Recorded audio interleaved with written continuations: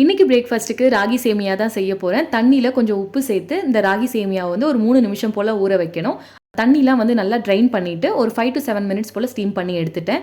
எப்போ ராகி சேமியா செஞ்சாலுமே 2 விதமாக செஞ்சுருவேன். ஒன்று காரம் போட்டு ரெகுலராக செய்கிற சேமியா உப்புமா மாதிரி செஞ்சுருவேன். இன்னொன்று வந்து இனிப்பு ஆட் பண்ணுவேன்.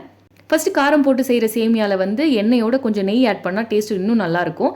அதனால நெய் ஆட் பண்ணியிருக்கேன். நிறைய உளுத்தம்பருப்பு, கடலப்பருப்பு, ஒரு வெங்காயம், ஒரே ஒரு காஞ்ச மிளகாய் மட்டும் ஆட் பண்ணியிருக்கேன். ஏன்னா குழந்தைக்கும் இதுதான் கொடுக்க போகிறேன். ஸோ ஸ்பைசஸ் அதிகமாகிடக்கூடாதுன்றதுனால ஒரே ஒரு காஞ்ச மிளகாய் ஆட் பண்ணிவிட்டு வேக வச்ச ராகி சேமியாவை மிக்ஸ் பண்ணிட்டேன். இனிப்பு போட்ட சேமியாவுக்கு வந்து இன்னைக்கு பாப்பாவுக்கு வந்து கொஞ்சம் வெல்லம் அப்புறம் தேங்காய் துருவல் ஆட் பண்ணி நான் கொடுத்தாச்சு. காரம் போட்டதும் கொஞ்சம் பக்கத்தில் வச்சிருக்கேன் இன்கேஸ் அதுவும் சாப்பிட்டா சாப்பிடுவாங்கன்னு. ராகி வந்து ரிச் இன் கால்சியம். ஸோ கண்டிப்பாக குழந்தைங்களுக்கு வீக்லி ட்வைஸ் கொடுக்கறது ரொம்பவே நல்லது. காலையில் தான் வந்து கீரை வந்து ஃப்ரெஷ்ஷாக வாங்கிட்டு வந்தோம். லஞ்சுக்கு வந்து பொரியல் செஞ்சிடலான்னு பிளான் பண்ணிட்டேன். பொரியலுக்கு தேவையான அளவுக்கு கீரை எடுத்து வச்சுட்டு மீதி கீரையை வந்து நான் இந்த மாதிரி ஜிப்லா கவரில் ஸ்டோர் பண்ணி வச்சுட்டேன்.